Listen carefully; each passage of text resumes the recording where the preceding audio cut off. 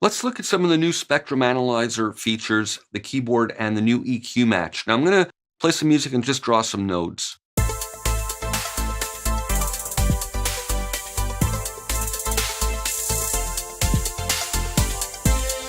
All right, this is sounding nice and looking good, but let's say I want to get these nodes to conform to the frequencies associated with actual musical notes. Well, I can, of course, type in here not only the frequency number, but I can type in C1 or C#1, etc.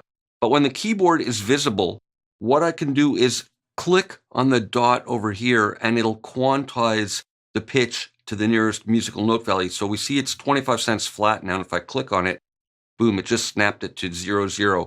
If I hover my mouse there, I'll see the same thing. So same thing here. We can see this is 37 cents flat, but I can just click there and it snaps it to it. And here, 27 cents flat, snaps it to it.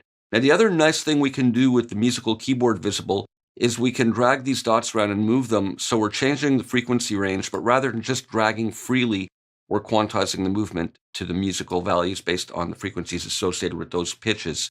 So that's a really nice function of that. Now let's look at some of the analyzer functions. I'm going to hover the mouse over here, and we have 3 different detection modes. We can view a spectrum analysis of the signal before it's EQ'd, and that's in pre-mode, post-EQ, which is after all these changes, and we can have both enabled and see them overlaid on each other, and then the sidechain mode, which is useful for when we're using EQ match, which we'll look at in a moment. So let's start by looking at the pre-mode. So we see the spectrum for that, and of course, if I enable post as well, we'll see 2 of them now overlaid. And let me put on the freeze button so we can hold it there. I'll turn that off for the moment. So you can see the 2 different shadings here indicating the pre and post and the discrepancies where we have EQ changes. Now there's some display settings here to control how this is produced. We have a range control. 90 dB is the default, but we can have it finer or coarser. So you can see here it's going lower in the range of the whole plot versus if we hover the mouse here and set it to 120, it'll take up more of the range of the plot.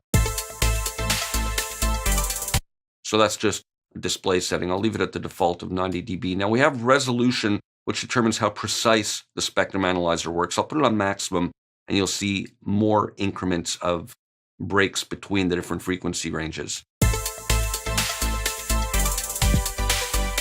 So it's a little bit finer. And again, I'll just put it back to medium for the moment. And then speed determines the release speed of the spectrum. Let me turn freeze off, and it basically determines how long it's held for. So the longer it's held, the more you'll be able to examine it more closely. Let's start with the setting of slow, so it'll fall slowly. You can see here it's going down at a much slower rate than if I have it at very fast, for example. It dances around more quickly. In other words, it's more sensitive, plus it releases quicker. So let's leave it at medium. And the tilt function, which is new, tilts the spectrum around 1 kilohertz with a slope that's measured in dB per octave. Keep your eye, I'll set it to 1.5 dB. Keep your eye on the low end. See how high up it's tilted versus if I go to the opposite direction, it's weighted more towards the bottom. So again, it's just a visual display thing.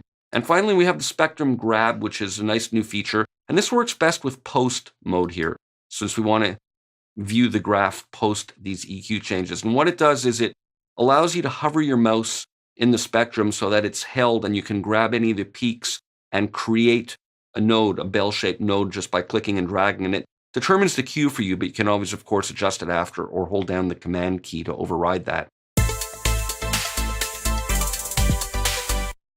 So there we can see this is boosted up here because this is where I have this EQ boost. But it's sort of frozen there. I can grab there and grab a node, and I'll hold down command, and now I'm changing the cue. You can do that while you're doing it or after, and release the mouse and it reverts to the regular display. So that's the spectrum grab. Now EQ match is really cool. Let me just set this to default.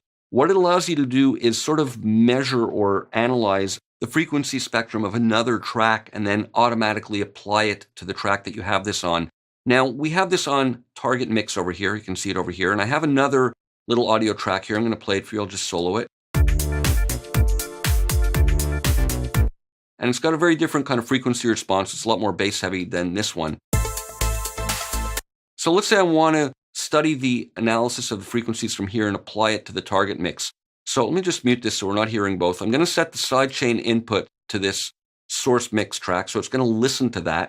And then in here, what we need to do, I'm going to take off the spectrum grab. We turn on EQ match, and it basically enables the sidechain analysis mode.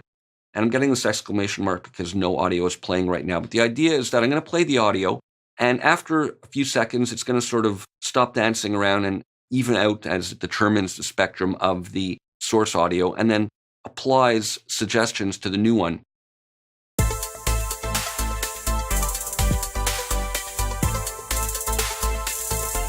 Okay, so it's pretty stable there. You need to let it go for a few seconds to sort of learn the source frequency response.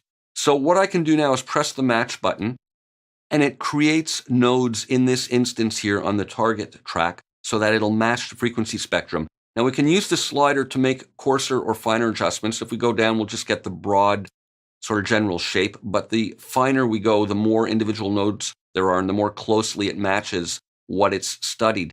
And then we can click finish, and we're left with that, and we can of course adjust it to taste after that. Now it doesn't necessarily sound great on this specific mix, but the idea is to match up closely. So I can pull this one down. I might not want the low end boosted quite so much, but the general contours are basically matched. Now let me just clear this for a moment and do this one more time. And let's put EQ match on. And what I want to show you is that we can monitor either the input signal or the sidechain signal separately, so I can pause one or the other.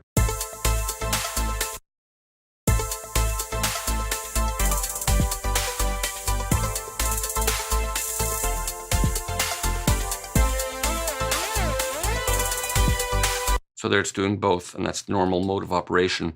Now here's another interesting function we can do. I'll just leave the default number of nodes that it's created. It's a pretty intelligent algorithm.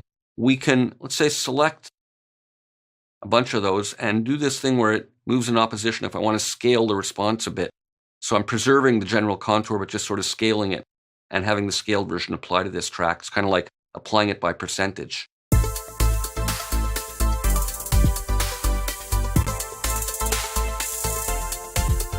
So that's a more realistic way of matching up the frequency spectrum of these two tracks. So those are a couple of ideas on how to use these new features. See you for more in the next video.